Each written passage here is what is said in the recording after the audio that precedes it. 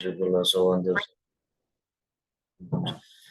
Lama Longe Zobe Gula Sovan Sama Namkada Nimbe Simjantam Jalama Tuji Jubi Gula Sovan Manamkada Nimbe Simjantam Jalama Sanjirim Bachala Sovan Manamkada Simjantam Jalama Sanji Juji Gula Sovan Sama Namkada Nimbe Simjantam Jalama Longe Zobe Gula Sovan Manamkada Nimbe Simjantam Jalama Tuji Jubi Gula Sovan Sama Namkada Nimbesim Jantam Jalama Sanjay Rimburchala Sovan Nimbesim Jantam Jalama Sanjay Chikula Sovandas Mahanamkada Nimbesim Jantam Jalama Lonju Zokakula Sovandas Somanamkada Nimbesim Jantam Jalama Tuja Tribikula Sovandas Somanamkada Nimbesim Jantam Lama Sanjay Rimburchala Sovandas Sondasim Jantam Jejilo Chusun Rover Chinjala Dusun Chelamdun Rover Chinjala Dusun Lam Chuba Sever Chinjala Dusun Chuba Yishasu Charwa Chinjala Dusun Taube Danyan Traver Chinjala Dusun Tuja Shinjuniver Chinjala Dusun Tendra Tabla Kever Chinjala Dusun Resetan Antember Chinjala Dusun Chacha Chambor Chogyum Ru Tabra Chinjala Dusun Omen Chuji Inji Porane Tusum Sanji Kunjum Jansim Chokung Tepe Zavi Lame Shala So Zavi Lama Rinpoche Tagi Nigar Peme Sandro Jalwa Me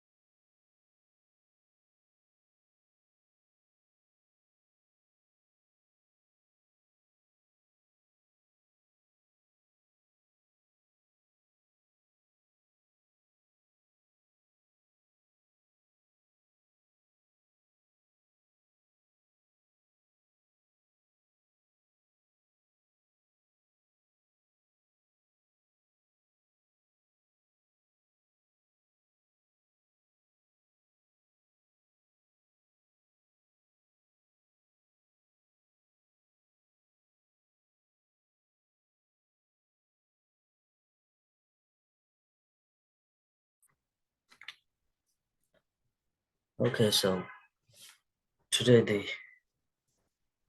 Guru Yoga, talking about the Guru Yoga, a practice.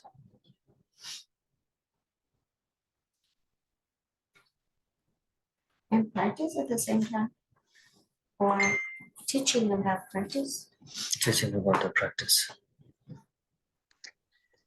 Con xin thưa là buổi hôm nay thầy sẽ giảng cho chúng ta về pháp thực hành đạo sư du già và cách thức thực hành đạo sư du già. Yes.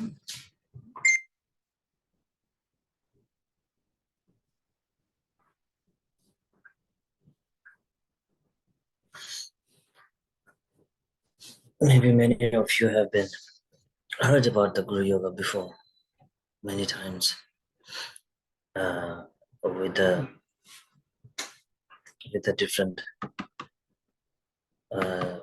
gurus and different teachers. So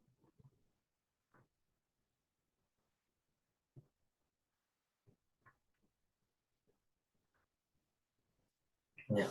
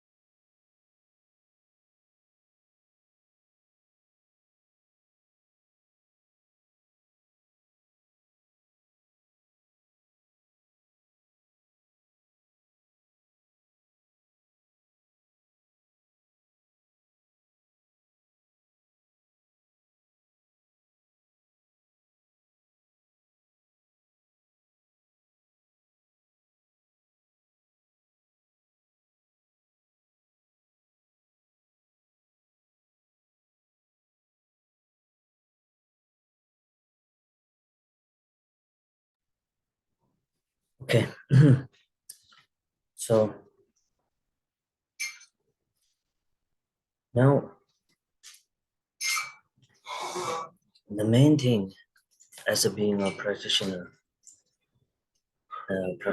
of especially the Vajrayana, all of us here, and we are trying to, some of us, we are new in the Vajrayana, but some of us, we are very old practitioner in the Vajrayana.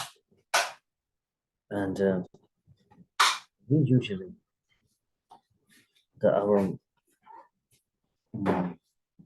liking and disliking, that it has been probably like connecting, try to connect, and also we can say that sometimes, most of the times, that getting into like a attachment, attachment with the deities, the Dakinis and the Dakas and the Dakinis, and especially it's also the part of we can call it the practice. We can call it is also the part of the practice too.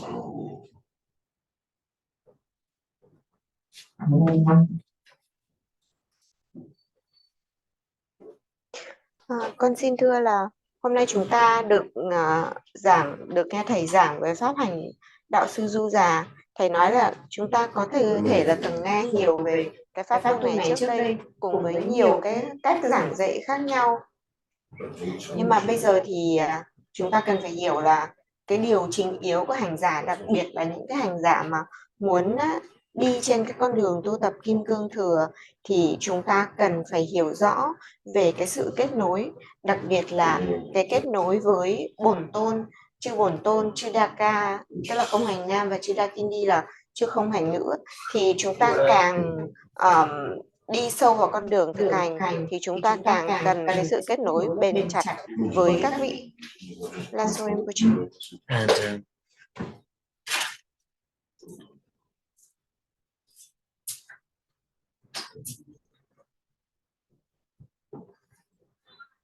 so main thing is that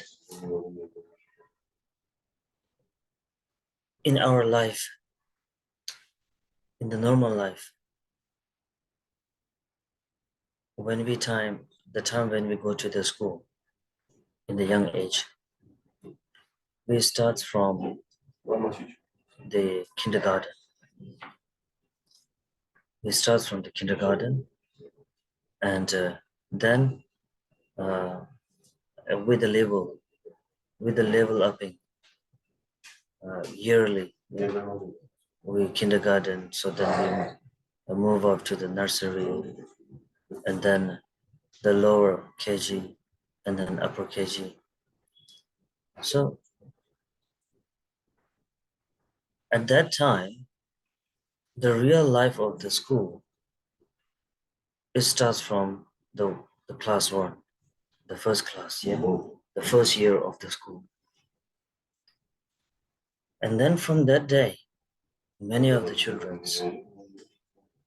they have built up the kind of a future goal, like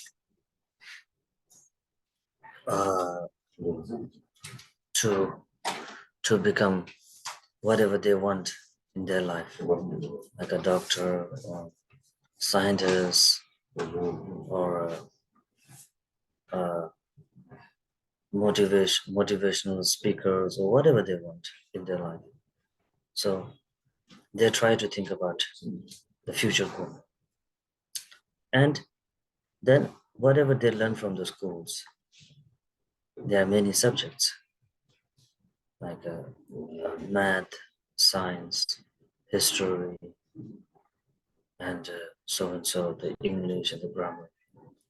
But how much they learn different subjects, but it is the purpose of achieving their goal, to make a successful, to fulfill their goal of their life. So for that, they take a different subjects. They learn the different languages, and they participate in the different programs. It's only focusing on the final goal of their life, that what they want to become. So, for example, like that, in our life of the practice, life of as a being a practitioner, we start our time of being learning and receiving teachings.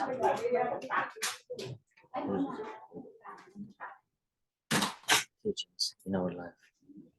And then from the teachings, as the children, they learn many subjects. So for example, like we receive many different types of teachings in our life from the different masters. But we focus on the one thing, that which subject lead us towards our destiny, the future destiny, or the future goal or future dream. And for that we focus, and we start from the grammar, the main grammar, the foundation in the school. So the same is that in the practice also, to reaching our destiny, or our goal that we call in the practice, in our practice life, it is the talking about the liberating. For the liberating also, it takes a lot of time. It takes a lot of time. So therefore we use different methods. Even in the Vajrayana also, we use different methods. Yeah.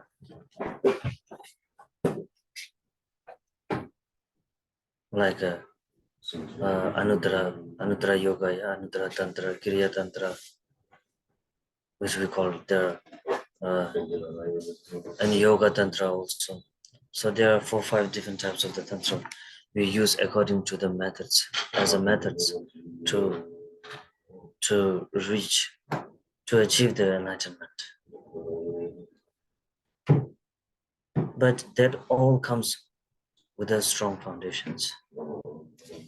As the children, they learn the grammar, the basic grammar from the school to fulfill their future dream, whatever they want to be.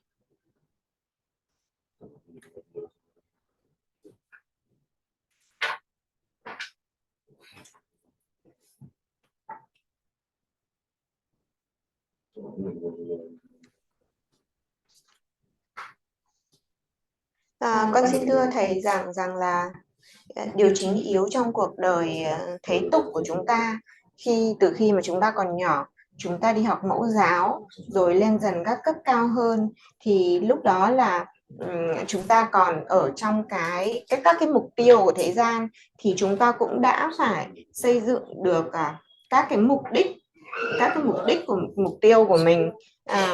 Đặc biệt là khi mà càng lên cấp cao hơn, càng gần đến những cái năm mà chúng ta kết thúc cái việc học của ta, thì ta cần phải xác định được trước các cái kế hoạch tương lai của mình, xác định mình muốn làm gì, mình trở thành gì trong tương lai, trở thành bác sĩ, giáo sư, cảnh sát, ca sĩ hay diễn viên, vân vân. Và để mà đạt được các cái mục đích đó, thì bất kỳ điều gì chúng ta học được ở trường thì chúng ta cần phải có thể áp dụng được nó vào trong thực tế cuộc sống. Đó là lý do vì sao mà ở trường thì chúng ta cần học rất là nhiều môn học khác nhau, ví dụ như văn toán ngoại ngữ, nhưng mục đích cuối cùng thì chỉ là để đạt được cái thành tựu trong cái cuộc đời mình mà thôi. Tức là khi mà mình đi học thì mình đã cần phải có cái xác định hướng mục tiêu cho bản thân mình, là mình học để làm gì, mình muốn trở thành gì.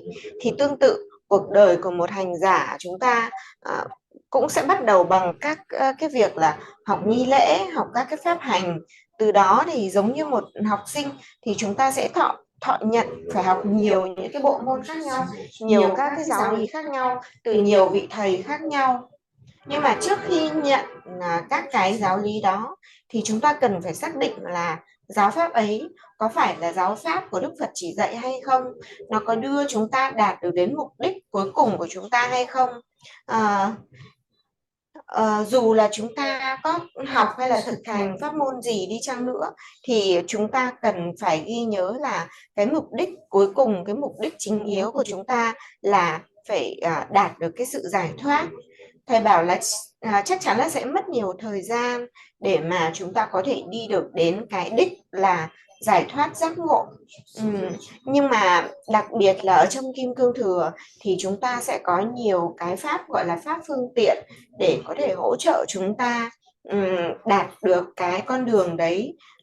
Ví dụ như các cái pháp về Yoga Tantra, tức là mật điển du già hoặc là tối thượng du già, vân vân, thì chúng ta sẽ có các cái phương pháp như vậy. Nhưng mà cái mục đích cuối cùng của chúng ta cũng chỉ là một cái đích hướng đến là để đạt đến giác ngộ và giải thoát mà thôi. La Soul Rinpoche.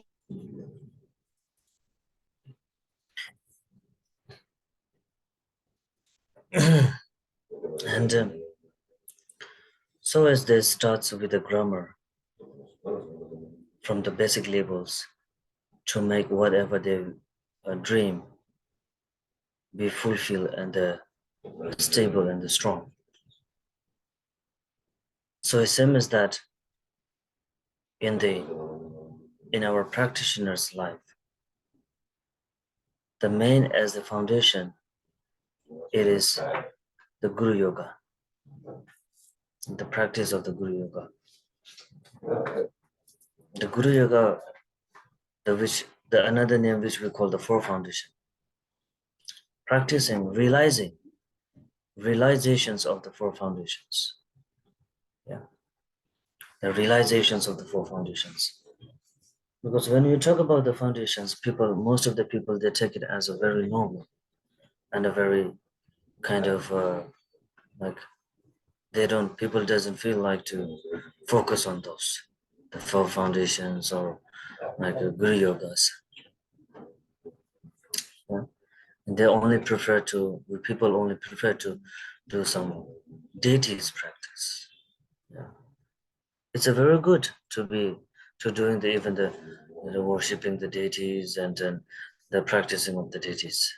But somehow, whenever we try to do some deities practice, wordful or even the peaceful or whatever the deities, we have to have a little knowledge about the Guru Yoga, or the foundation, what you call the foundation. Unless we could not have a little knowledge of the foundations, the basic foundation, even experience, and not only a knowledge, at the same time, a little bit of experience, we could not 100%, we could not be able to proper visualizations of the further practice, or we could not be able to make a total complete practice in our life. So therefore, to have a little knowledge and the understanding of the foundation, which is the Guru Yoga, it is very important for all of the practitioners. All of the practitioners. So that is the why. Whenever I get connected with my students, I request them to mainly focus on the Guru Yoga or the foundation. Mainly, I request all my students to focus on that, to make their practice more easy, whatever the further practice they do. And even though, however, they do the visualizations of their practice to make it more convenient and understanding. So I tell everyone, whoever connects with me, to focus on mainly to focus and to think about the foundation and the Guru Yoga.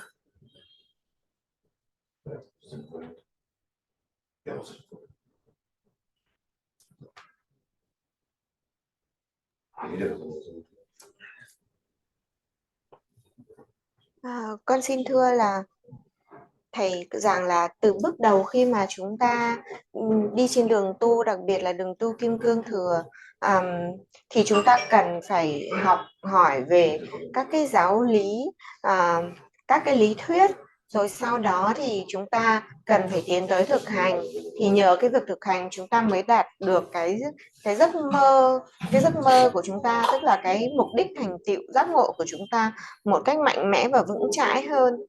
Thực hành Guru Yoga, tức là đạo sư Du Già, thì chính là tên khác của nó chính là pháp tu bốn nền tảng tiên yếu. Thì việc nhận thức được về bốn nền tảng tiên yếu này là vô cùng quan trọng. Thầy nói là các hành giả thì ngày nay thường xem nhẹ bốn cái pháp tu nền tảng, mà chỉ muốn tập trung vào các cái pháp hành bổn tôn. Thầy bảo là khi mà mình tôn thờ bổn tôn, mình thực hành bổn tôn, mình thương kính bổn tôn thì rất là tốt thôi. Nhưng nếu mà mình nhảy ngay vào cái pháp hành bổn tôn thì chúng ta sẽ không đủ kiến thức nền tảng để mà thực hành đúng đắn đâu. Bởi vì nếu mà không có kiến thức nền tảng thì thậm chí chúng ta không thể dụng tâm đúng cách, cũng không thể quán tưởng đúng cách. Vì vậy mà cái thực hành của chúng ta nó sẽ vô cùng khó khăn để mà có thể đúng và có thể hoàn thiện được. Vì vậy nên thầy nhắc lại là cái hiểu biết về các pháp tu nền tảng là vô cùng cần thiết cho mọi hành giả. Ngay như bản thân thầy thì mỗi khi thầy kết nối với các đệ tử, thầy cũng luôn yêu cầu là phải tập trung vào các cái pháp tu nền tảng trước, đặc biệt là pháp đạo sư Du Già, tức là Guru Yoga. Khi mà mình hiểu biết mình có những cái thực hành chín mùi về các cái pháp tu nền tảng, thì dù là trong những cái pháp hành cao cấp hơn thì ngay từ những cái bước đầu như là quán tưởng thì chúng ta cũng sẽ làm cái điều đó dễ dàng hơn và chúng ta sẽ thực hành đúng pháp hơn. Là Rinpoche. The Guru Yoga, the foundation practice. There is 4 different foundations. The first, the foundation, the prostration, and the second, it is the recitations, and the third is the foundation of accumulating the merit and the wisdom, and the fourth, it is the final foundation, which is that we are connecting with our understanding, that we are connecting and getting into the understanding the one's nature of the mind, the one's nature of the mind. So these 4, we call it the 4 foundations, the basic 4 foundations.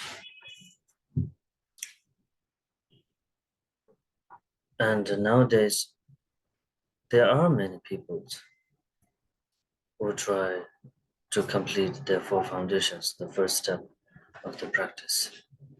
But most of nowadays people, like they recite the 4 foundations, and then they just walk onto the further practice in their daily life.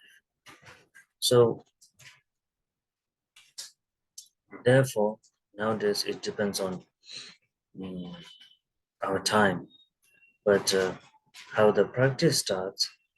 Practice always starts with the 4 foundations. The first of all, focusing on the 4 foundations.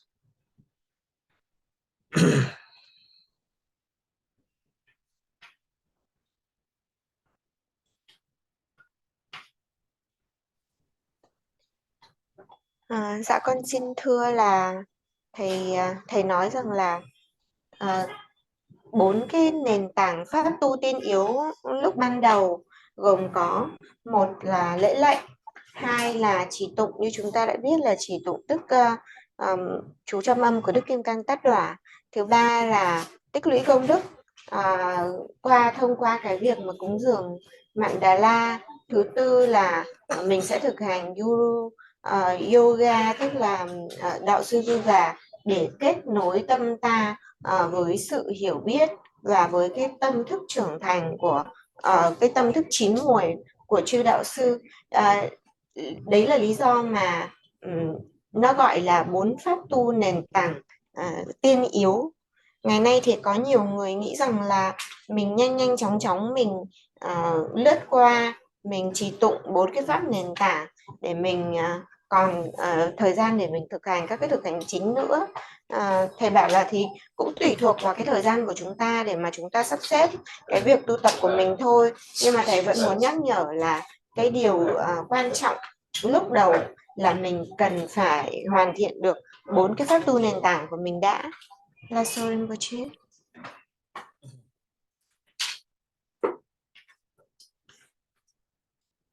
So, first thing, before starting the foundations, before entering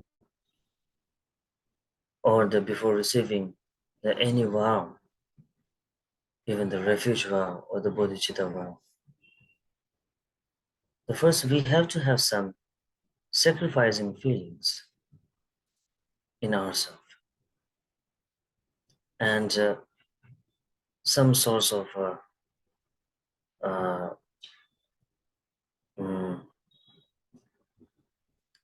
not really we cannot say guilty, but some feelings that which makes us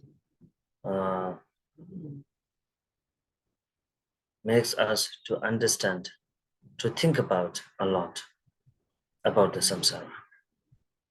Yeah? So once we have that, so that's why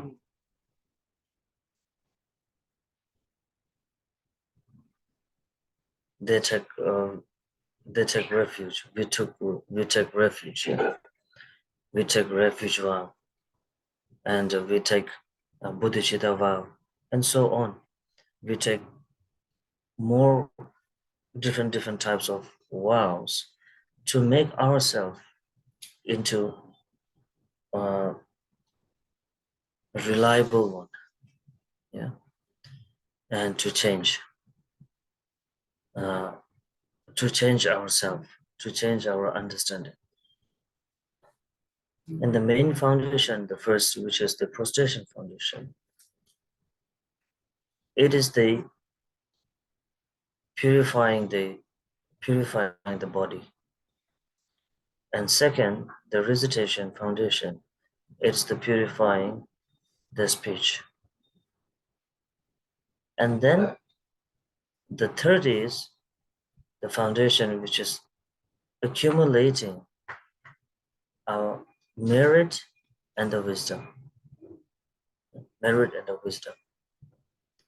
So accumulating the merit is what you call the external, and the internal and external. Merit, which is representing the external one. Yeah. Accumulating the merit from the external. And when we, at the same time, the visualization, so that purifying the internal understanding. So with the three part of the first foundations, we purify body, speech, and the mind. And then when the mind gets a little more peaceful and a little towards more bright and a more capacity, for example, like a memory, when we could be able to gain the memory space from the mind, so then the fourth one, we focus on the fourth foundation, which is the main root of the rest of the three foundations, which we call the Guru Yoga. So Guru Yoga foundation, it is the main root of the rest of the 3 foundations. And in the Mahayana, in the Mahamudra, we call it a 4 foundations. In the Dzogpa Shimbo, in the Great Perfections, we call it the 5 foundations. Yeah, 5 foundations.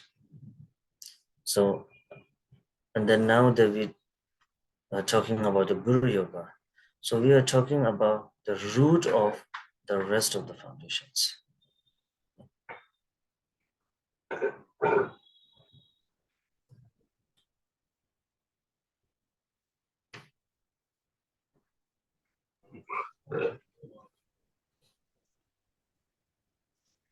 Con xin thưa là điều đầu tiên khi mà bắt đầu các cái pháp tu tiên yếu thì chúng ta cần phải nhận thệ nguyện là hiến dâng các cái xúc cảm của mình cho cái việc thực hành, bởi vì là có một số cái suy nghĩ, các cái xúc tình của chúng ta, thầy nói là thầy không muốn dùng cái chữ là tội lỗi, nhưng mà các cái xúc cảm tiêu cực thì nó mang cái tính chất là nó hướng vào luân hồi, nó khiến cho chúng ta bị dính mắc vào luân hồi, và càng ngày càng khó thoát ra.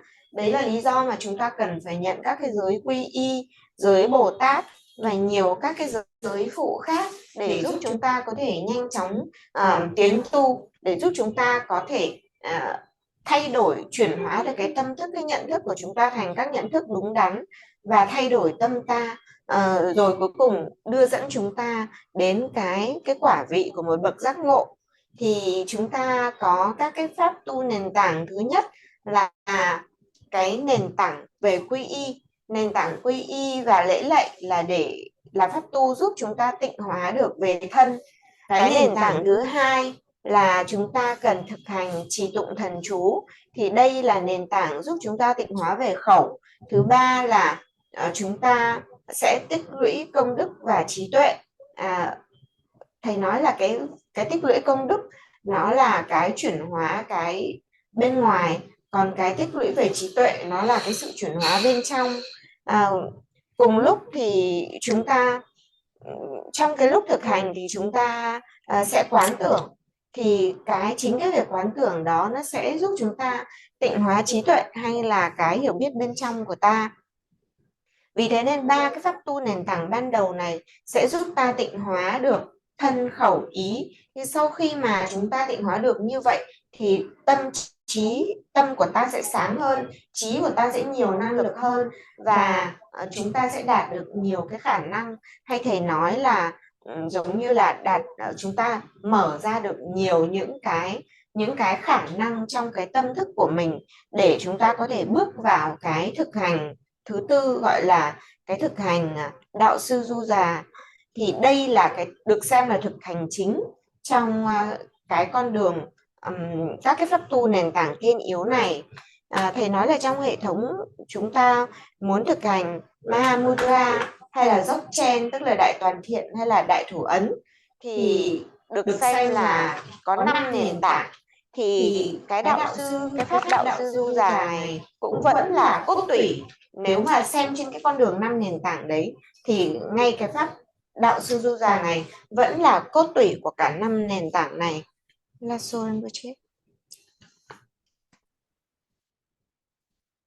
When we were a young age,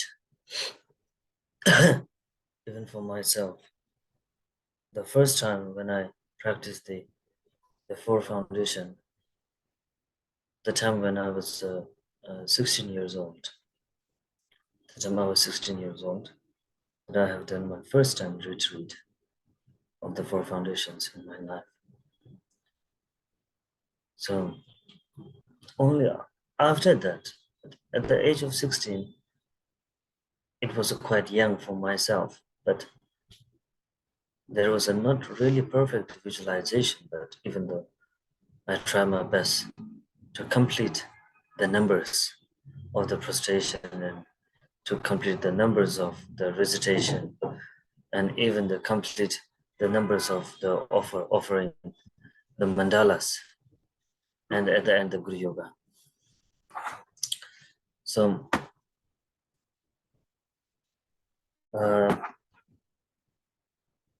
Nowadays, when we talk about nowadays, the people, they want to do a practice, but they don't have much time.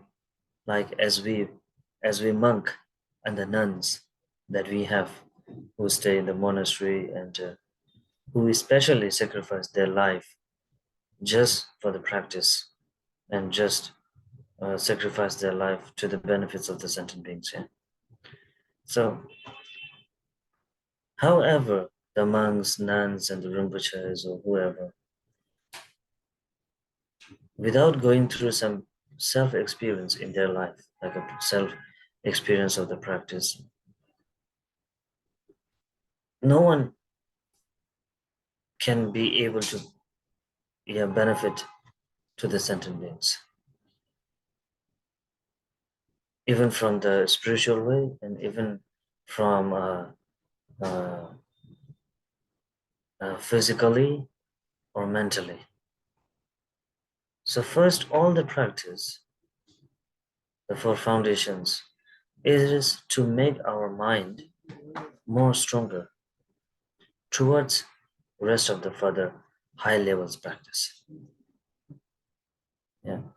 So that is the why we choose the foundation first, to make ourselves more connected towards, to understand more clearly the mind of the Guru.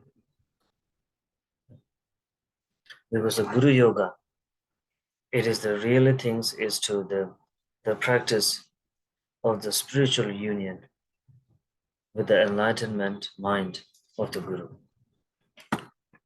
The Guru Yoga means, let me understand, the Guru Yoga means that practicing the spiritual union with the enlightenment mind of the Guru. So now main thing is that understanding, connecting the mind with the enlightened mind of the Guru.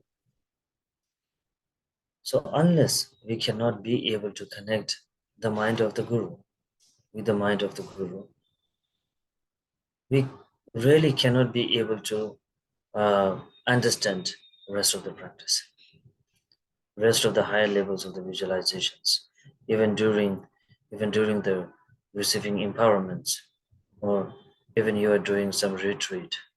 It will be complicated for us to get into the main point of the visualization.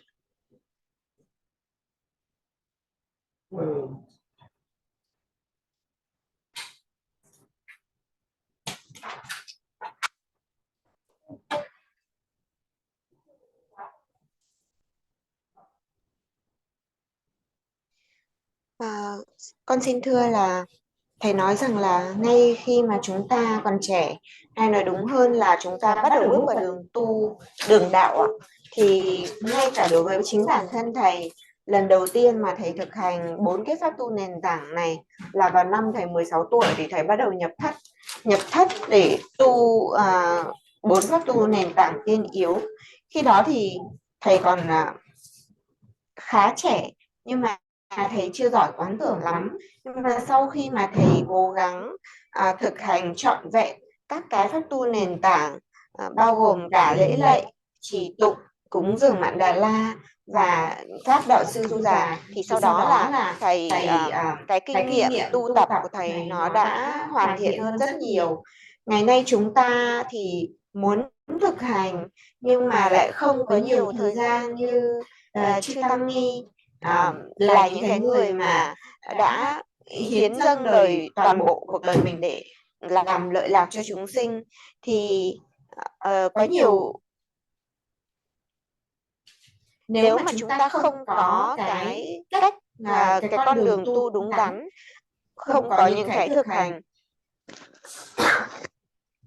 không có cái thực hành thực chứng, thì chúng ta sẽ không thể làm lợi lạc của chúng sinh đâu, kể cả về cái phương diện vật lý cũng như là cái phương diện tinh thần. Vì vậy thầy nói rằng là nếu mà chúng ta biết quan tâm đến 4 cái pháp tu nền tảng thì chúng ta sẽ có được một cái con đường rất là tuyệt vời để mà có thể phát triển tâm ta, có thể làm cho cái tâm của ta mạnh mẽ hơn, phát triển lên những cái cấp độ cao hơn, và tâm ta sẽ có cái sự kết nối mạnh mẽ hơn, cái sự liên kết trực tiếp với tâm của đạo sư, là cái tâm giác ngộ của đạo sư. Thầy nói là cái việc là nếu chúng ta không kết nối được tâm với tâm của đạo sư thì chúng ta cũng sẽ không thể hiểu được tất cả những cái thực hành còn lại. Và khi mà chúng ta thực hành cái pháp đạo sư du già thì sẽ giúp chúng ta đạt được là đa sự hợp nhất với tâm giác ngộ của đạo sư. Và dù là nếu mà chúng ta không có kết nối được tâm mình với cái tâm giác ngộ đó của đạo sư, thì dù là chúng ta nhận quán đảnh, hay chúng ta nhập thất, hay chúng ta nhận thực hành bất cứ một cái pháp gì, thì chúng ta cũng sẽ không đạt được hiệu quả, cũng sẽ không có được cái sự thành tựu như chúng ta mong đợi. Là rồi. So the rest three, the first three, the foundation, the purifications of the body, which is the first one, the prostration. Main thing is the purifications of the body. It is also the way of helping to the minds to be purified. And also at the same time, the body purifications. But it helps the mind to be purified. And the second is the recitations.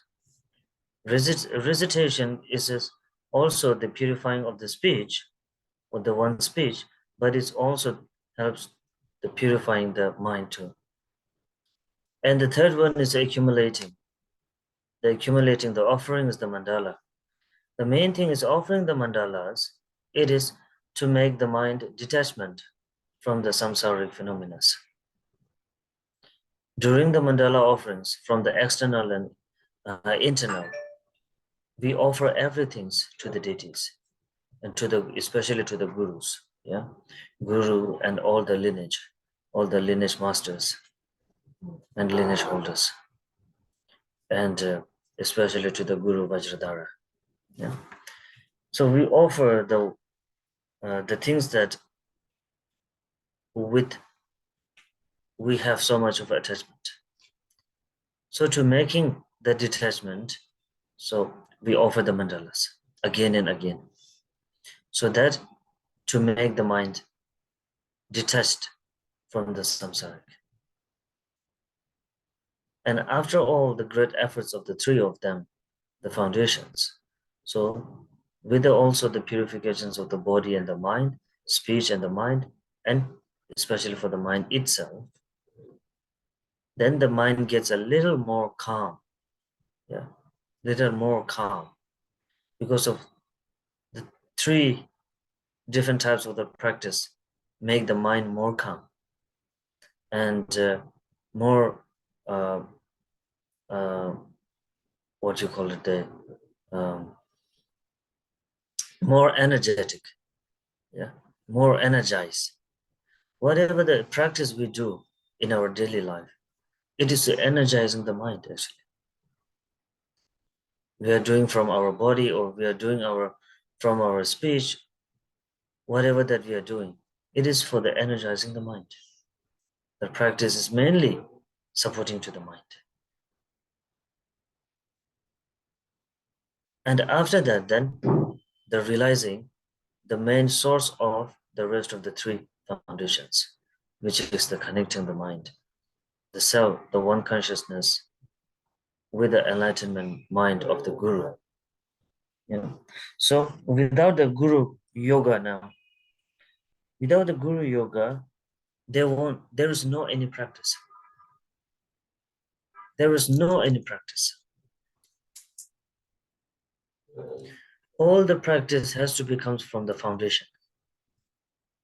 It has to be start from the foundation, and then it has to be start from the Guru yoga.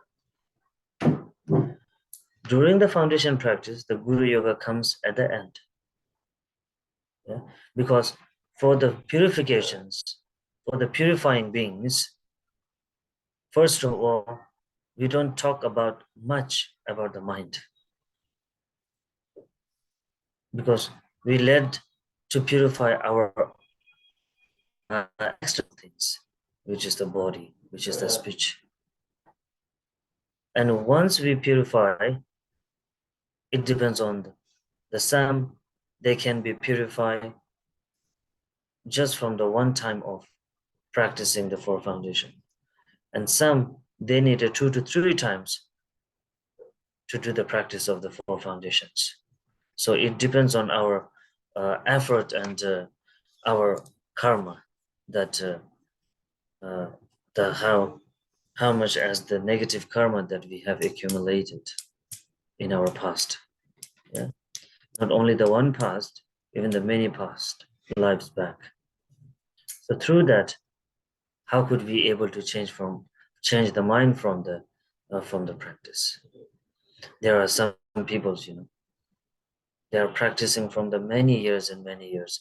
Even they receive a very high level of the practice, like the 6 yogas or so and so.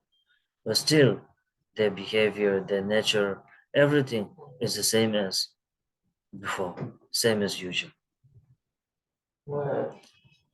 It doesn't mean that the practice did not affect those people. It doesn't mean that. Practice did not, the empowerment does not affect, or the teachings does not affect. No. The things that why the person has not changed, because he couldn't be able to purify as he really have to be, or she really had to be, he or she. That is why from the external level, he received everything. Yeah, he received all the teachings by the levels, from the beginners, foundations, and then so up and up and up, and then he reached to the top level of the practice, or the empowerment, or so and so. But only the things that he could not be fulfilled, his purification or her purification. That's why even after the rest of his life of practicing, the person cannot be changed himself. His mind, main thing is the mind. When the mind changes, when the mind transforms into thinking about the positiveness of the sentient beings, so then the body and the speech, it definitely changed by itself. Just after the mind change by little, the behaviors of the person, the way of the talking, way of looking also, it will definitely change with the mind side. Main thing is that. And then once the mind gets more capacity, then we could be able to understand. Try to understand, to focus on connecting the one's mind with some other's mind, which is the mind we call the mind of the enlightenment.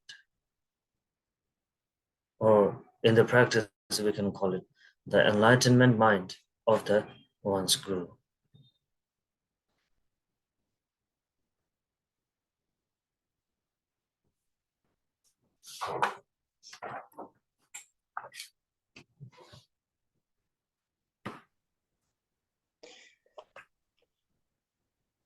Dạ con xin thưa là trong 3 cái pháp hành tiên yếu đầu tiên thì pháp thứ nhất là mình cần phải lễ lạy. Lễ lạy là để tịnh hóa về thân, và nó cũng là một cái nền tảng để chúng ta chuẩn bị bước theo một cái bước tiếp theo, đó là tịnh hóa về tâm. Thì sau đó chúng ta sẽ có cái pháp hành thứ hai, pháp hành tiên yếu thứ hai là cái việc trì tụng thần chú. Trì tụng thần chú thì giúp chúng ta tịnh hóa về khẩu. Con xin lỗi là tịnh hóa, giúp khẩu tịnh hóa. Tịnh hóa về khẩu thì đây cũng là một cái bước chuẩn bị cho cái việc mà chúng ta bước vào cái pháp hành thứ ba là cúng dường Mạn Đà La. Cúng dường Mạn Đà La thì sẽ giúp cho cái tâm bám chấp của chúng ta vào luân hồi. Khi mà chúng ta cúng dường Mạn Đà La, tức là chúng ta cúng dường tất cả sự yêu thích, sự bám chấp của chúng ta vào tất cả những cái thứ mà chúng ta yêu thích, chúng ta muốn nắm giữ, chúng ta muốn có được, thì chúng ta sẽ cúng dường lên cho đạo sư, cho bổn tôn. Thì như vậy với một cái người bình thường thì chúng ta, nếu mà chúng ta thấy là chúng ta có càng nhiều bám chấp thì chúng ta càng nên cúng dường Mạn Đà La nhiều lần để có thể giải quyết cái bám chấp của chúng ta, cái tâm bám chấp của chúng ta vào luân hồi. Thì cái pháp hành này sẽ giúp tịnh hóa về cái tâm bám chấp đó của chúng ta. Khi mà chúng ta thực sự là đạt được cái công phu trong cái việc thực hành ba cái pháp tiên yếu này, thì chúng ta sẽ đạt được cái kết quả rằng chúng ta thấy rằng cái tâm mình nó sẽ an tĩnh hơn, nó bình an hơn, nó trầm lắng, nó bình tĩnh. Và nhưng mà ở một khía cạnh khác thì nó lại giàu năng lượng, nó lại nhiều năng lượng. Thầy cũng nói ví dụ là mọi cái sự hoạt động hay là mọi cái sự ảnh hưởng trong cái cuộc sống thế tục hàng ngày thì nó cũng đều có những cái phần tác động năng lượng vào chúng ta. Vì thế nên nếu mà chúng ta có thể thực hành đúng các cái pháp tu tiên yếu này thì nó sẽ đem lại cho chúng ta cái năng lượng về tâm thức, và nó giúp chúng ta mở ra cái năng lực để mà kết nối với tâm giác ngộ của chư đạo sư. Thầy nói rằng nếu không có cái sự kết nối được với tâm của đạo sư thì không có thực hành nào khác là có thể trọn vẹn hay là có thể đạt được. Tất cả phải bắt đầu từ những cái pháp tu tiên yếu như vậy để mà đi đến cái Guru Yoga, tức là đạo sư du già, mang ý nghĩa là mình kết nối tâm mình với tâm giác ngộ của đạo sư. Để tịnh hóa thì không những là chúng ta cần phải tịnh hóa thân khẩu bên ngoài, mà 4 cái nền tảng pháp tu tiên yếu này nó sẽ giúp chúng ta, cái quan trọng nhất là chúng ta có thể chuyển hóa được về cái tâm mình. Làm sao để thay đổi tâm mình? Nếu mà chúng ta không có được những cái bước tiến bộ về tâm linh, nó có nghĩa là phải chuyển hóa được tâm. Ngay cả như là chúng ta muốn thực hành những cái pháp, thầy nói là có nhiều người muốn nhảy ngay vào các cái pháp tu, thậm chí là 6 pháp dư già của Đức Naropa, thì dù có thực hành bao nhiêu đi chăng nữa thì cũng không có kết quả đâu. Bởi vì là thậm chí là các cái buổi quán đảnh, các cái buổi giảng dạy giáo lý cũng không có được nhiều tác dụng, bởi vì cái tâm của người đó không được tịnh hóa ở mức độ cần thiết.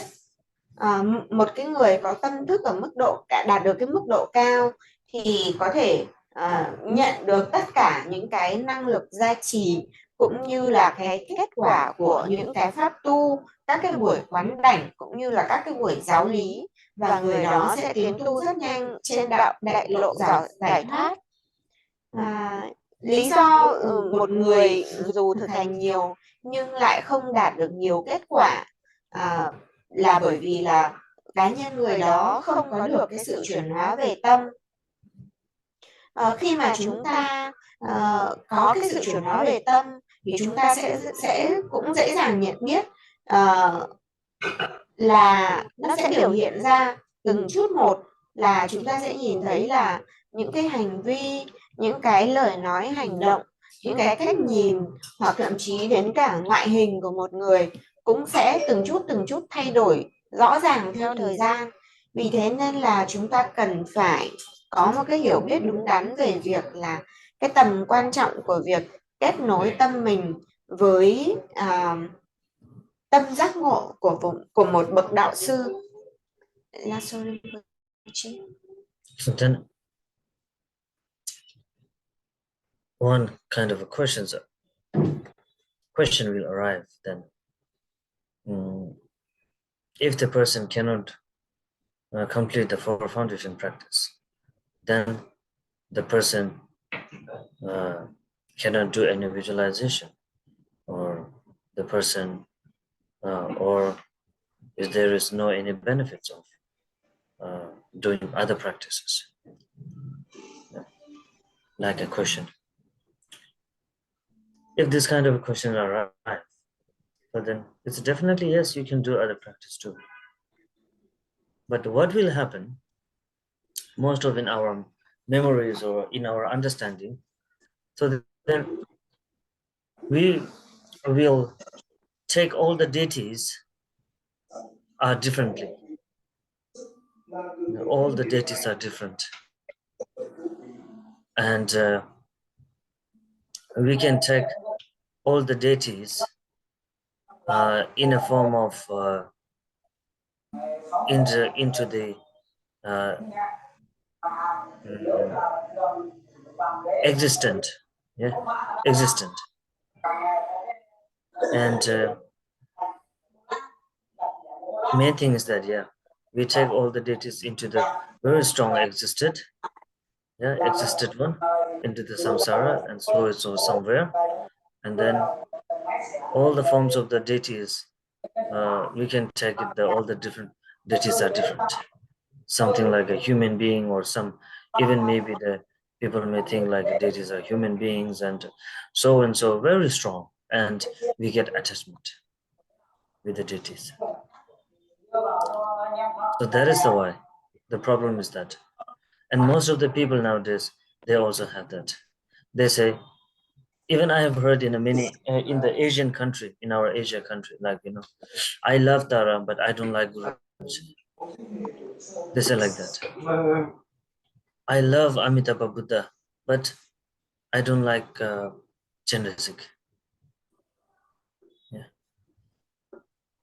In China they say, and they say most of that they say I love Amitabha. Yeah. Amitabha, they like it Amitabha very much, but they said that I do practice but I really don't like Kuan Yin. Yeah. They say this is why, because they get attachment and they take the deity as a very solid, like a permanent or existed somewhere, very strongly existed. They pray, and because of that, with a very strong attachment with the deities and not understanding what is the real form of them, who are they, why they are, and what is the purpose of their different faces and being in front of us, like so that's why we get into the very solid attachment. So that attachment makes us to be reborn in the samsara again and again,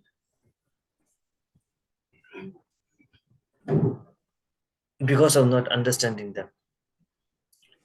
And even though with having a too much attachment and the expectations, even though after the very strong practice, very strong offerings, we really could not be able to fulfill our wishes 100%. We only fulfill like our wishes for the maybe 20 or 30%,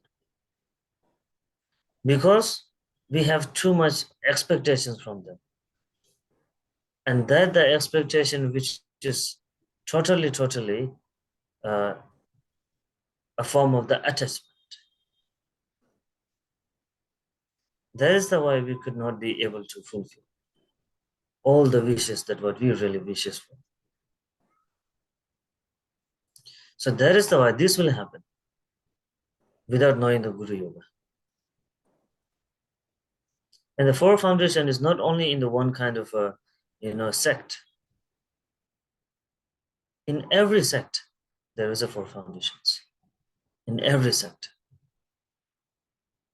The sect of Sakya, Nyingma, Kargyu, and Gelug. And in every sect, the four foundation. And the purpose of the four foundation is also the same. And at the end, to reach to the label, one kind of a label, or to the goal is also the same. All of the sect, Kargyu, Nyingma, Sakya, Gelug, in the Vajrayana there's a 4 different sect. So all those 4 different, it looks like the sects are different, and because it is leaded by a different gurus.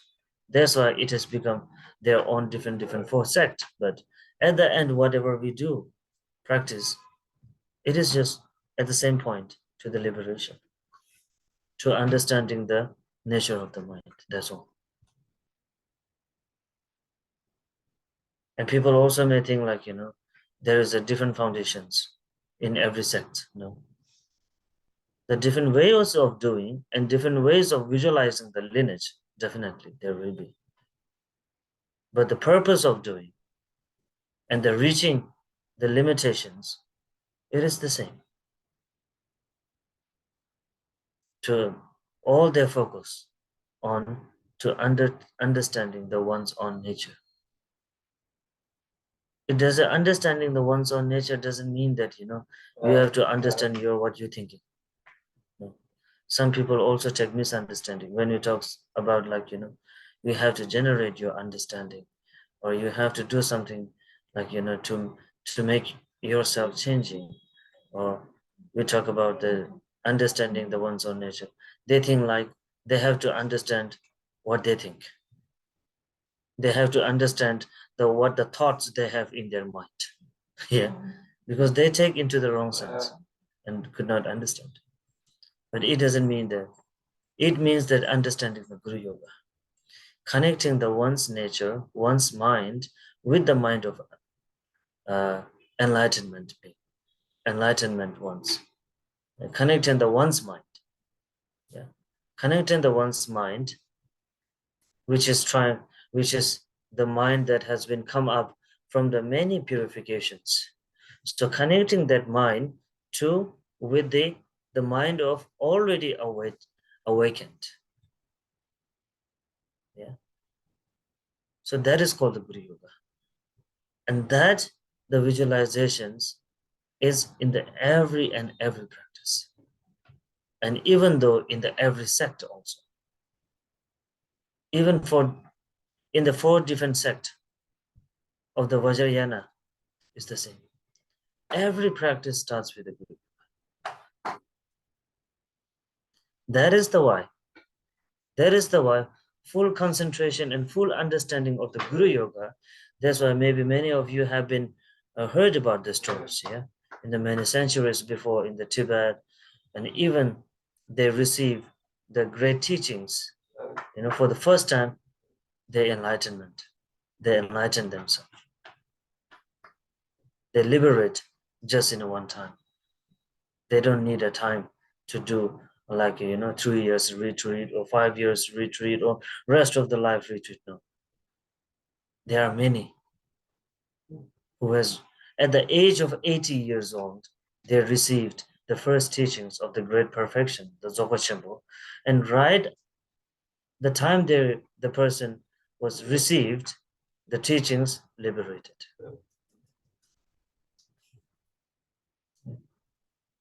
That time, that these kind of things also happen. But why we need more time, and as much as we listen to the teachings, we are in the same place. It's because of lack of because we are not focused on the Guru Yoga mandate.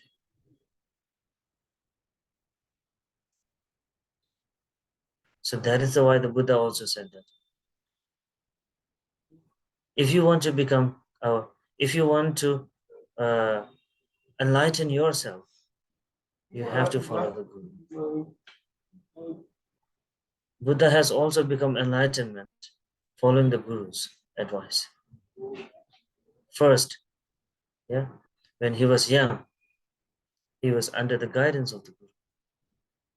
And later, when he achieved the enlightenment, so that Guru also became his student. But even after that student, the Guru has become Buddha's student, Buddha respect. Buddha keeps him on the top on his head. Because of that, his disciple, who was a Guru, yeah, in the young age of Buddha himself, he achieved the enlightenment. So even after that, he took that student. He took that student as his Guru forever. So without the blessings and the understanding of the Guru Yoga, there is no any way of achieving the enlightenment. There is no any way of achieving the liberation. There is no any way of liberating self, and even cannot be able to liberate others. It is not possible. Why did you say that? Buddha keep his students Yeah. on his head? You don't His understand. students? Buddha, even the teachers, when Buddha was young, he learned from his teacher. But when the Buddha achieved the enlightenment, that teacher became his Buddha student again, yeah, to receive the teachings from the Buddha. But even though Buddha didn't say like, I'm your teacher and now you are my student. No, he still respect as same as that he used to be.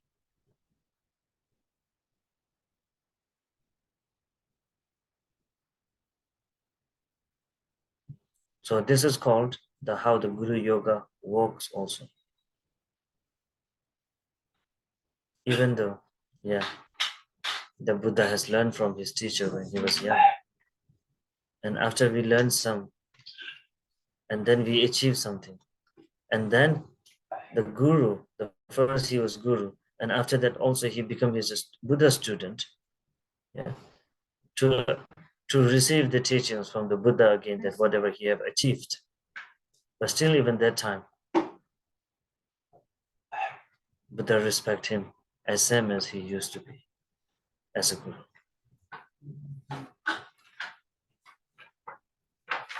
And this is the way of how the Guru Yoga also work.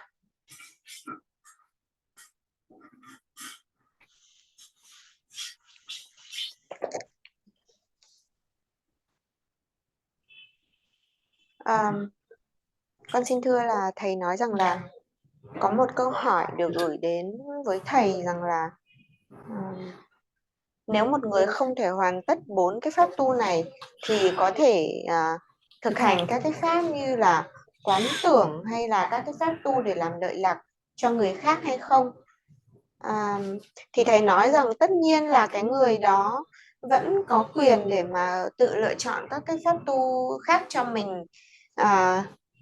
Nhưng mà khi mà người đó thực hành các pháp tu cao hơn á, ví dụ như là các pháp hành về bổn tôn, các cái pháp quán tưởng để làm lợi lạc cho người khác, thì cái việc mà người đó thực hành nó sẽ ngay cả cái vị bổn tôn đó cũng sẽ hóa hiện ở trong một cái hình tướng, nó không phải là hình tướng giác ngộ mà nó chỉ là hóa hiện được ở trong hình tướng của một cái sự hiện hữu, một cái sự hiện hữu đặc chắc, một cái sự hiện hữu mà mang cái tính bám chấp vào luân hồi mà thôi. Thì khi đó thì cái bổn tôn mà người này có thể quán tưởng nó chỉ giống như là một con người bình thường chứ không phải là một cái vị bổn tôn giác ngộ, bởi vì là cái tâm của người ấy vẫn còn bám chấp vào luân hồi, bám chấp vào những cái sự hiện hữu đặc chắc, thì cái bổn tôn mà vị ấy quán tưởng ra nó cũng không thể mang lại cái lợi lạc, nó không thể mang được cái năng lực gia trì của một vị giác ngộ đâu. Thì thầy cũng nói về cái vấn đề là khi mà mình tu tập, nhiều người thậm chí còn sinh khởi ra các cái sự bám chấp, không những là bám chấp vào luân hồi mà người ta sẽ mang cái sự bám chấp đấy vào các pháp tu của người ta nữa, thì lúc đó nó sẽ trở thành cái sự bám chấp vào các bổn tôn.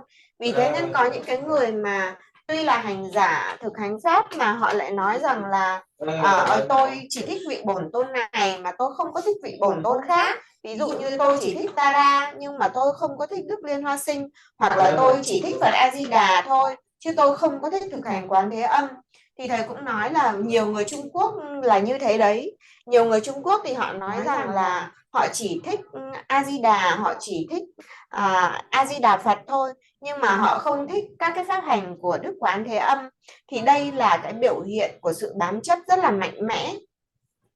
Khi mà họ cầu nguyện hay là họ thực hành với cái tâm bám chấp và cái sự thiếu hiểu biết về bổn tôn như thế, họ không có biết rằng là bổn tôn, cái tâm của bổn tôn như thế nào, bổn tôn đến từ đâu, cái ý nghĩa của bổn tôn là ra sao.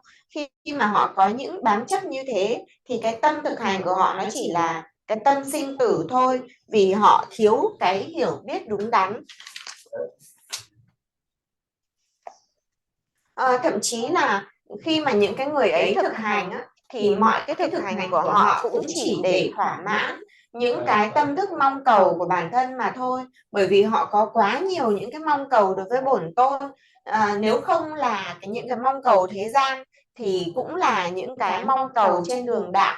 Ví dụ như mong cầu là tôi có thể đạt được cái về thế gian thì là tôi có thể đạt được cái này cái kia, gọi là tài sắc danh thực thùy. Còn khi mà đến với đạo thì người ta lại mong cầu rằng tôi trở thành vị này vị kia.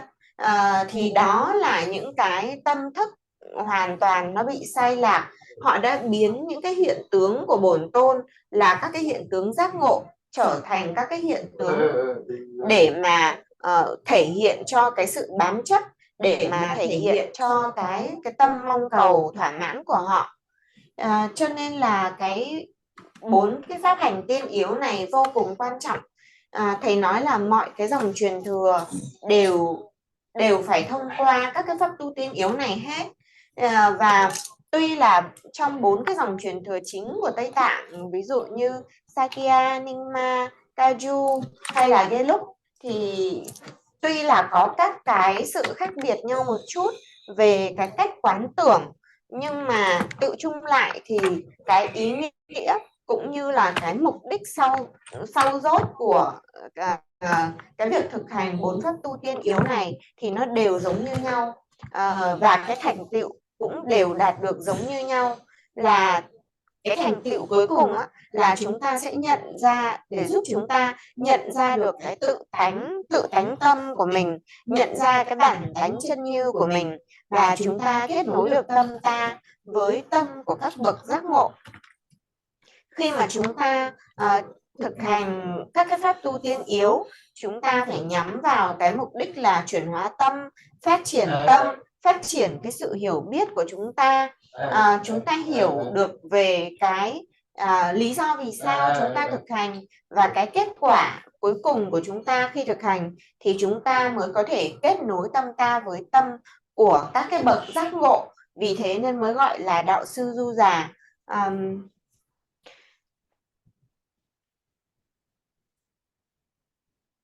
Thầy nói rằng là có nhiều người ta mất thời gian, người ta tu tập rất lâu nhưng mà người ta khó đạt được thành tựu, cũng là bởi vì người ta bỏ qua, người ta không có đánh giá cao, không có tập trung vào 4 cái pháp tu tiên yếu này. Đức Phật cũng đã từng nói rằng là nếu một người có mong cầu giác ngộ thì người ấy cần phải theo chân một vị thầy đầy đủ phẩm tánh. Thì thầy cũng giảng là khi Đức Phật còn trẻ, lúc mà Đức Phật đang vẫn trên con đường mà tìm cầu chân lý, thì Đức Phật cũng có những cái vị thầy thế gian của Đức Phật. Nhưng mà sau khi mà Đức Phật đạt được giác ngộ thì chính các cái vị thầy thế gian đó sau này lại xin quy y và lại trở thành đệ tử của Đức Phật. Thì tuy rằng là khi đó Ngài đã trở thành một bậc giác ngộ rồi, nhưng mà đối với những cái vị thầy mà đã từng dạy dỗ cho Ngài khi xưa thì Ngài vẫn luôn luôn tôn kính, và Ngài vẫn luôn đặt các vị ấy trên đỉnh đầu. Ngài vẫn lễ kính, vẫn tôn trọng, vẫn tôn thờ các vị ấy. Thì đó là cái ý nghĩa của việc mình nhận diện được cái tầm quan trọng của các cái pháp hành tiên yếu, và mình nhận diện được cái việc quan trọng khi mà mình cần phải có một cái vị đạo sư để mình theo chân vị đạo sư trên cái đạo lộ tu tập của mình. Lasso Rinpoche. And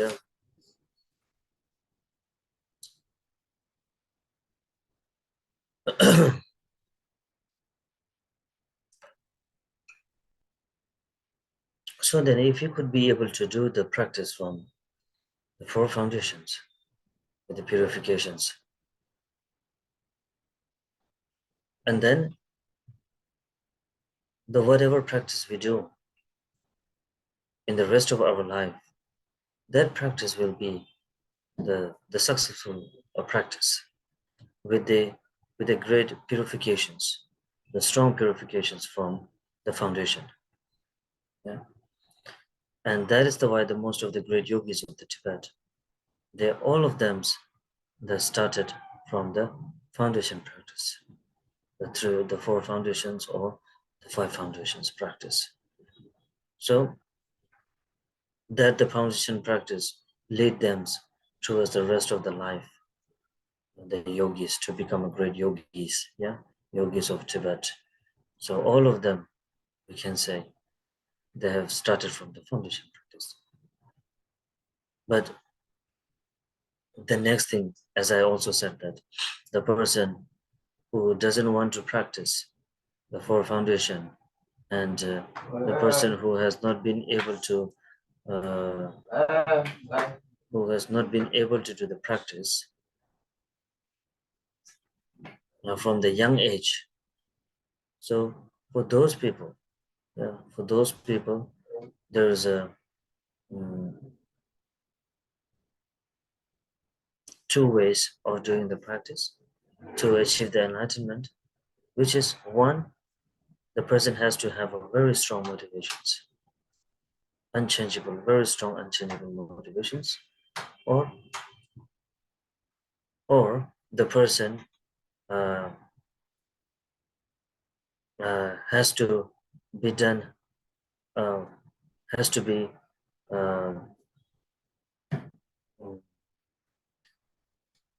done very, very quickly, his purifications in a short time. So if that person can do that, or if the person have this kind of unchangeable motivations, then definitely, as I said just before, that the same as the great yogis of the Tibet, they received the teachings at the age of 80, when the time that they cannot even walk. So just to listening to the teachings from the Guru, receiving the teachings from the Guru, at the one seated, just liberated himself, just liberated. So this kind of a motivations we need. But for the nowadays people, like us, like me, myself, also, this kind of a strong motivation, it is a very, very, it is, we cannot say it is impossible, but it is a difficult for us, because our mind has been most of the times with the nowadays, especially even nowadays, we say the world is developing, but the world is developing, but at the same times, our mind gets more kind of getting into the what you called more expectators, more expectators, and more kind of towards the samsaric phenomena, getting attached with all of those. So it is nowadays, it is becoming more difficult for us even to sacrifice. Before, there was no mobile, there was no television, there was no car, there was nothing. So all of the people, most of the practitioners in all centuries, it's quite easy for them to do the practice, because they don't have something that they can just make themselves some kind of, what do you call it, to make their mind unfocused, because there was nothing. Even they don't have a house, they just stay inside a cave, totally a very dark cave. There's nothing to see, and even they don't have any mobile phone, so they can play games and they can watch the TikTok. So there was nothing like that. But now, even all the peoples around who say that they are practitioners, but they are busy with the TikTok and they're busy with the Facebook, and so so that when within a 24 hours, we have 2 different types of the brain, left and the right. There is the positive thinking comes just a while. So when the positive comes, because of this kind of environment, we don't let the positive to stay in our brain, because of the environment. we take it the positive thoughts. So that's why even we people cannot have a time to complete the 4 foundations. Simply because nowadays, yeah, even it has happened with me also. I called some of my friends, yeah. He was in the retreat. He was doing his foundation. But when I called him, he just picked up. And he was very tired. Like, he was breathing very fast. And I just said, what happened to you? You were running. He said, no. Then what you're doing? He said, I'm prostrating. Even he is doing something good, prostration.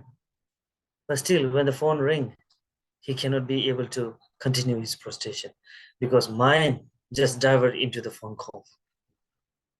He just pick up the phone and talk. So this kind of things nowadays, it's happened to us with our understanding, with our mind. So that is why we could not be able to, complete the 4 foundation practice completely or giving an 100% effort to the practice. So that is the why, however, a very important thing is that we have to have a little knowledge on the Guru Yoga. Yeah, the source of the all visualizations.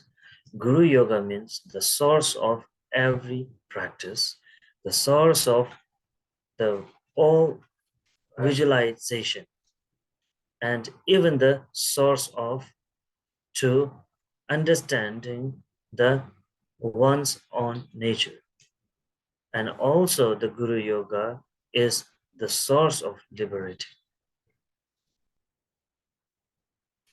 And all the different types of the practice, different types of the deities, worthful, peaceful, or all the phenomena we can say, like the samsaric phenomena has been just one thing. It is in the understanding the Guru Yoga. So from that we will get to know that how Guru Yoga is important for the practitioners, for the good practitioners, or for the best practitioners, we can say. Because we are here, all of us, we are doing so and so practice, yeah. Within one day, maybe in a 24 hours, maybe 1 hour, so 2 hours. However, we are doing something in the front of some pictures of deities. We are doing something. And even we have told to ourselves that I am a practitioner. I am a Buddhist followers. I am a Vajrayana followers. And even though we say, I am that guru's follower, I am this guru followers, we say ourselves that I am so and so's follower. Yeah. But if we say ourselves, I am so and so followers, so then we have to also have the knowledge of the person we are following to whom. Who is that person that we are following? Who is that person that we have taken our refuge? Or even we have made it. We have made that person. Yeah, we have met that person as our root guru. We have to understand that person, isn't it? Why we make him or make he or she as our root guru? Why? We cannot make someone just as our guru and always, saying something to me. No, even we are not there to listen what our parents say. So then why should we listen that some stranger says to us?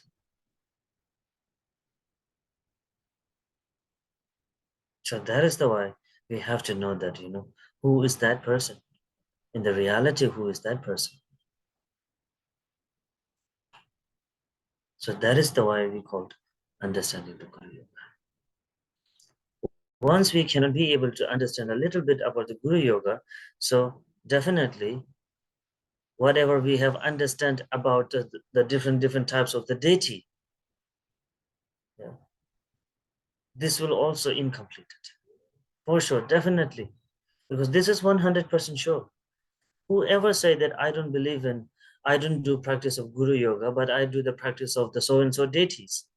So then from that moment, from that sentence, it is 100% sure that the person does not understand about any practices. Even that person does not understand about any deity also. Because it is impossible that the person can say, I don't practice Guru Yoga much, I practice the Guru Rinpoche. Even I don't practice the Guru Yoga, I practice Tara.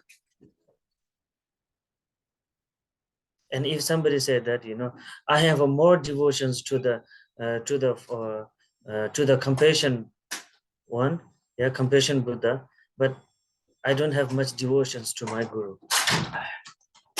If somebody says like this, in the near future or somewhere, and even though if we have this kind of a feelings, then we have to understand that I'm in the wrong path. Whoever has this feeling is definitely in the wrong path.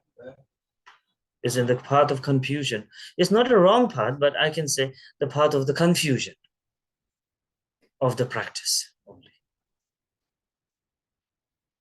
Yeah, it's for sure, 100% for sure.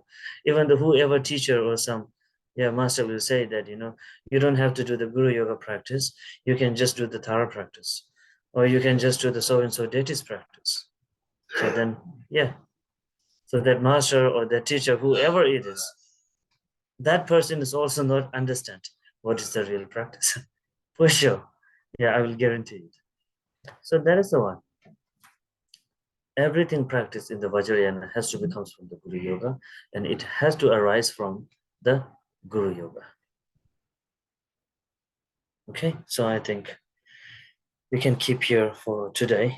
Yeah, it's a 6 o'clock. So we can keep this, and tomorrow we will be going to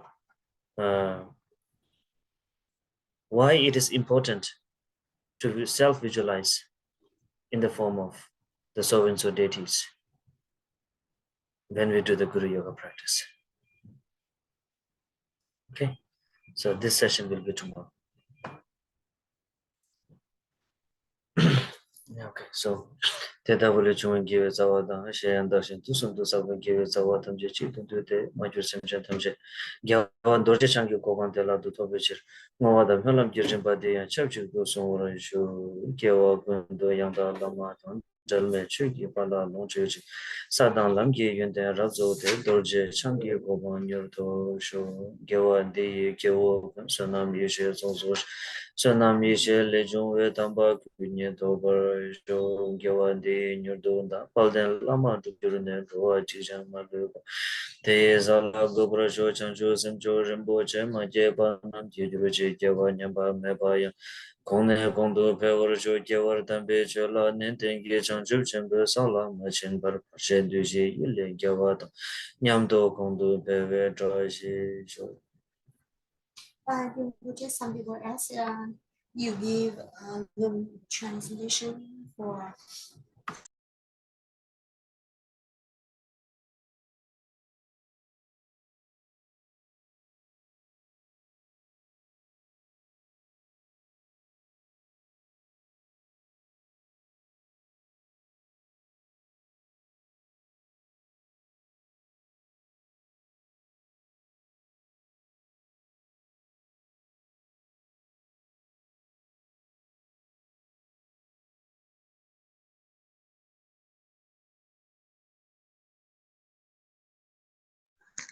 Translate.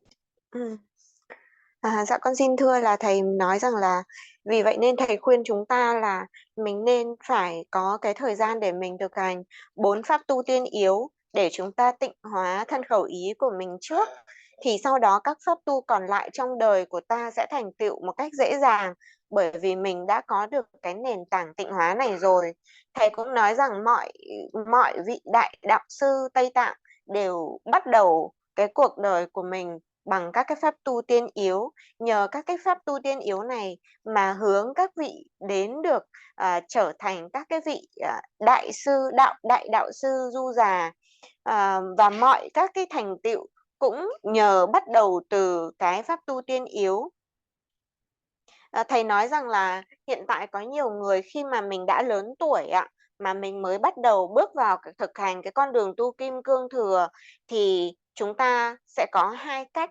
Chúng ta sẽ có hai cách để bắt đầu đường tu của chúng ta, giúp chúng ta đạt được cái thành tựu giác ngộ. Đó là thứ nhất là chúng ta cần phải phát khởi cái gọi là cái động cơ và cái tín tâm của chúng ta một cách vô cùng mạnh mẽ, và phải có được một cái động cơ cũng như là cái tín tâm không lay chuyển được, thì đấy là cái con đường có thể giúp chúng ta nhanh chóng đạt được cái thành tựu của chúng ta, là chúng ta phải có cái động cơ cũng như là cái tín tâm không lay chuyển được vào bổn tôn cũng như là vào cái vị đạo sư của chúng ta để mà chúng ta theo chân vị thầy của mình. Còn cách thứ hai là chúng ta phải hoàn tất rất nhanh chóng cái việc tịnh hóa thân khẩu ý của mình trong một thời gian rất là ngắn. Nếu chúng ta có thể phát triển được cái tín tâm hay là cái động cơ mạnh mẽ bất thối chuyển của mình, thì thầy nói rằng là dù có những cái vị mà 80 tuổi rồi không thể đi lại được, nhưng mà chỉ cần lắng nghe cái chỉ dẫn của đạo sư, giáo lý của đạo sư, thì cũng vẫn có thể đạt được cái sự thành tựu. Thầy nói ngày nay trong thế giới ngày nay của chúng ta thì chúng ta sẽ có nhiều cái chướng ngại hơn so với các cái thế kỷ trước.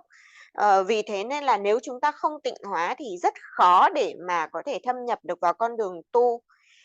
Tuy rằng là thế giới ngày nay càng ngày càng phát triển, nhưng mà tâm ta cũng do vậy mà trở nên nó lắm mong cầu hơn, và chúng ta cái sự bám chấp vào luân hồi của chúng ta nó càng trở nên mạnh mẽ hơn.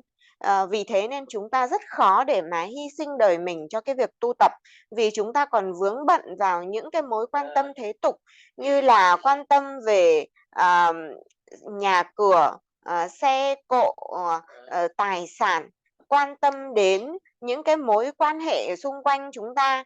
Vì thế nên là chúng ta khó dành thời gian tu tập, chúng ta khó có thể hy sinh cuộc đời mình cho việc tu.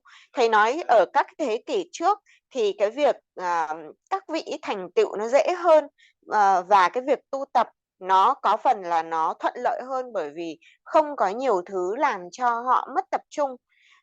Ví dụ như là dù không có nhà thì người ta chỉ cần ở dưới gốc cây hay là ở trong hang động, người ta cũng chẳng có điện thoại để ngồi mất thời gian lướt web rồi chơi điện tử hoặc là chơi game.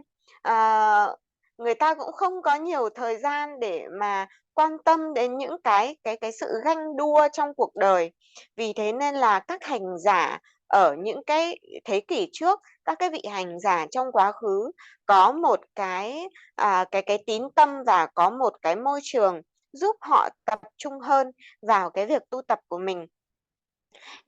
Thì mặt khác là chúng ta khi mà chúng ta hiểu được rằng là cái vấn đề, cái điều kiện môi trường cũng như là cái thế giới quan nó tác động tiêu cực đến cái tâm của ta, nó khiến cho chúng ta bị loạn tâm, khiến cho tâm của chúng ta bị phân tán. Vì thế nên chúng ta hiểu được điều đấy thì chúng ta sẽ tìm những cái cách để mà giúp chúng ta có thêm không gian, có thêm thời gian để mà thực tu, thì chúng ta cố gắng sắp xếp để mà thực hành các cái pháp tu nền tảng của mình.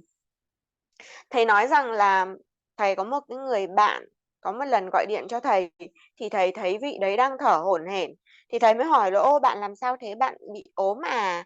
Thì cái người đấy mới kể cho thầy là không, tôi đang nhập thất đây, tôi đang tu 4 pháp nền tảng và tôi đang bắt đầu vào phần lễ lạy, vì tôi đang lễ lạy cho nên là tôi mệt quá tôi mới thở như thế. Thì thầy cũng nói đùa rằng là nếu mà thực hành như thế thì nó sẽ không có nhiều hiệu quả đâu, bởi vì họ không có tập trung vào cái việc thực hành của họ, thậm chí là họ vừa thực hành mà họ vừa gọi điện để họ nói chuyện, nên là họ mới cảm thấy mệt mỏi như vậy. Còn khi mà mình có thể tập trung cho cái việc thực hành của mình thì mình sẽ không có mất nhiều năng lượng như thế đâu, mình sẽ không có bị mệt mỏi đến nỗi thế. Nên là thầy mới khuyên chúng ta rằng là nếu chúng ta đã mất công chúng ta sắp xếp thời gian để mà chúng ta tu tập thì chúng ta nên đặt toàn tâm toàn ý mình, đặt 100% cái sự chú tâm của mình vào cái việc thực hành đó mà thôi. Thầy nhắc lại rằng là cái việc thực hành đạo sư Du Già Guru Yoga là vô cùng quan trọng. Thầy có nói rằng đây nó là cái cội nguồn của mọi cái thực hành khác, nó cũng là cội nguồn của mọi cái sự quán tưởng, nó cũng là cội nguồn của mọi cái sự hiểu biết của chúng ta về bản tánh tâm, cũng như là nó là cái cội nguồn, nó là cái nền tảng để chúng ta có thể đạt được cái sự giác ngộ. Ờ, Kể cả các cái vị bổn tôn mang nhiều hình tướng khác nhau, các cái vị đạo sư cũng mang nhiều hình tướng khác nhau, nhưng nếu mà mình đã thâm nhập được cái sự hiểu biết đúng đắn, mình đã thâm nhập được vào các cái pháp tu nền tảng, thì mình sẽ hiểu được về cái bản tánh của chư vị, là đều giống như nhau. Vì thế nên chúng ta phải biết được cái tầm quan trọng của pháp tu này đối với chúng ta, và cái tầm quan trọng để mà chúng ta quan sát, rồi chúng ta theo chân một cái vị thầy, chúng ta xem cái vị thầy đấy như là cái vị đạo sư gốc của mình, thì mọi cái năng lực gia trì cũng như là mọi bổn tôn thì đều đến từ tâm của vị đạo sư gốc của chúng ta mà thôi. Có những người thì nghĩ rằng là xem là tự gọi mình là hành giả, nhưng mà ừm, họ lại gọi là họ đi tùm lum. Lúc thì họ chạy theo cái người thầy này, lúc thì họ đi gặp người thầy kia. Họ nhìn các cái vị thầy ở trong các cái hình tướng thế tục của những vị thầy đó mà thôi. Cũng như là khi mà họ nhìn vào các bổn tôn thì họ cũng cũng chỉ nhìn thấy được các cái tướng gọi là tướng phân biệt và tướng sinh tử của các cái vị bổn tôn đó mà thôi. Cho nên là kỳ thực là họ không hiểu được cái bản chất của tâm của bổn tôn cũng như là tâm của đạo sư. Thầy nói rằng là khi mà xem chúng ta đã xem xét, chúng ta đã quan sát để mà chúng ta theo chân một vị thầy, chúng ta nhận một vị thầy làm vị đạo sư gốc của mình, thì chúng ta cần phải toàn tâm toàn ý, và chúng ta cần phải kính trọng, theo chân, cũng như là có một cái tri kiến thanh tịnh về cái vị đạo sư gốc đó. Thì mọi cái năng lực gia trì, cũng như mọi cái mà có thể hỗ trợ chúng ta trên đường tu, cũng như là mọi cái hóa hiện của bổn tôn, thì cũng đều đến từ cái chân tâm Phật thánh của chính vị thầy gốc của ta. Thì thầy nói rằng là nếu mà chúng ta thực hành Guru Yoga mà chúng ta vẫn cứ có cái tâm chia sẻ, chúng ta không hiểu được về cái sự khác nhau trong cái hình tướng của các bổn tôn, chúng ta không hiểu được về tâm bổn tôn hoặc là tâm đạo sư, thì 100% là chúng ta cũng sẽ không đi đến đâu trong cái việc thực hành của chúng ta. Và có những người thì dù họ nói rằng mình là hành giả, nhưng mà họ bảo là tôi không cần thực hành đạo sư Du Già, tôi chỉ cần thực hành bổn tôn là đủ. Tôi chỉ tin bổn tôn chứ tôi cũng không tin vị thầy. Thì trong tương lai gần, không sớm thì muộn, thì cái người đó sẽ đi sai đường mà thôi. Hoặc là thầy nói là dù có không sai đường thì họ cũng sẽ bị lầm lạc trong cái sự hiểu biết của họ, bởi vì họ không hiểu được về tâm của đạo sư, cũng không hiểu được là tâm của đạo sư không khác biệt với tâm của chư bổn tôn, và những cái sự thành tựu cũng như những cái năng lực gia trì của bổn tôn đến từ tâm vị đạo sư gốc của mình.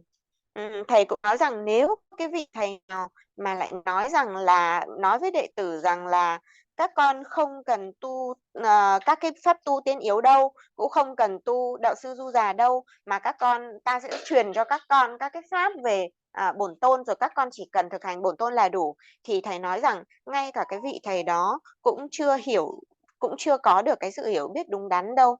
Thì thầy nghĩ rằng là hôm nay cái việc giảng dạy giáo pháp của chúng ta như thế là có thể tạm dừng ở đây, và buổi ngày mai thầy sẽ tiếp tục dạy cho chúng ta về tầm quan trọng của cái việc quán tưởng trong các cái pháp tu, nhất là pháp tu đạo sư Du Già. Và con có vừa mới nhận được một vài cái sự thỉnh cầu, xin thầy truyền lung cái nghi quỹ thực hành ngôn đô, hay là nghi quỹ thực hành cái pháp đạo sư Du Già cho chúng ta. Thì tại vì là ở đây là chúng con mới đang chỉ có cái bản tiếng Anh thôi, cho nên là sau khi mà thầy truyền khẩu cho chúng ta xong thì chúng ta sẽ cần đợi một khoảng thời gian để chúng con có thể hoàn thiện cái bản dịch tiếng Việt, thì sau đó chúng con sẽ gửi cho mọi người để mọi người cùng thực hành ạ. Let's so Rinpoche, so could you please transfer? Yeah.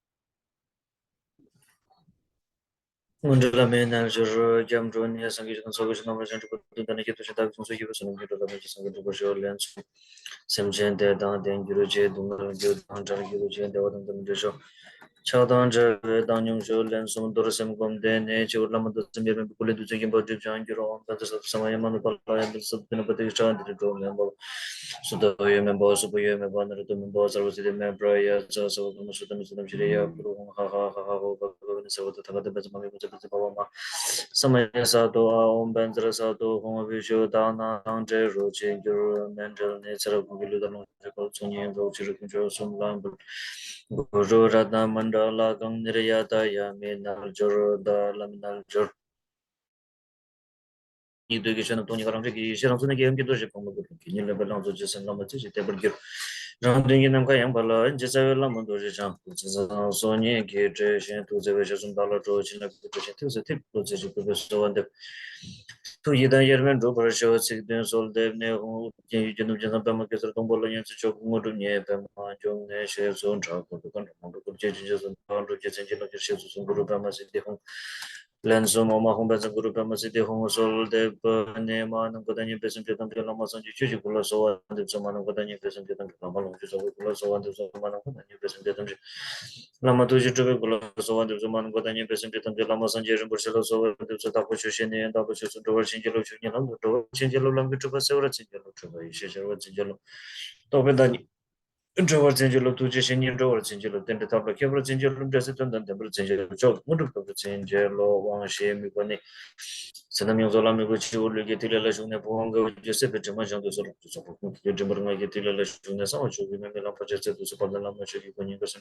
들려라 중에 싫어비시 니들면 봐서 또 조금 벌는지 개비고 대화를 이제 들려라 중에 집에 온 거를 보면도 그렇게 결론도 나타나 저는 기능이 이제 이제서 도지시다니 이제 무시고 또 버저 남아 주고랑 다 벌써 Rangwa Shinti Tunji Solti Nasi Kunjala Meruba de Tartu Kusum Lama Dubra Sho She Dudan She La Kemo Ne Kewandi Kanyam Simche Kudidan Trigger Sogun Chanjurne Sambe Tungu Ishin Ruba Dugurne Do Shanki Kobanyu Do Kewartan Chulan Tingi Shanju Chembe Sala Machimba Parshin Dushi Vile Kewatan Yam Top on the Tevu Chashi. Okay, so we will see you tomorrow, okay? At the same time, at the 4 p.m. Con xin thưa là thầy hẹn gặp lại mọi người. Thầy hẹn gặp lại mọi người trong buổi giảng pháp chiều ngày mai ạ. It's the same time compared to the Rinpoche.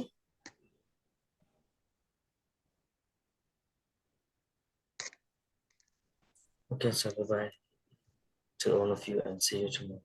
Yeah, mọi người có thể mở mic hoặc camera lên để cảm ơn thầy ạ. Con cảm ơn thầy, con cảm Do we ơn need ban to- tổ chức, cảm ơn cô Phong Diệp, cảm ơn mọi người đã tham gia. Thank you. See you tomorrow. Be healthy, be fun. Some people ask about the time to start tomorrow. Yes, Thank I have you, said it. I have said it for. Thank you very much. Cảm ơn Thảo, ban tổ chức.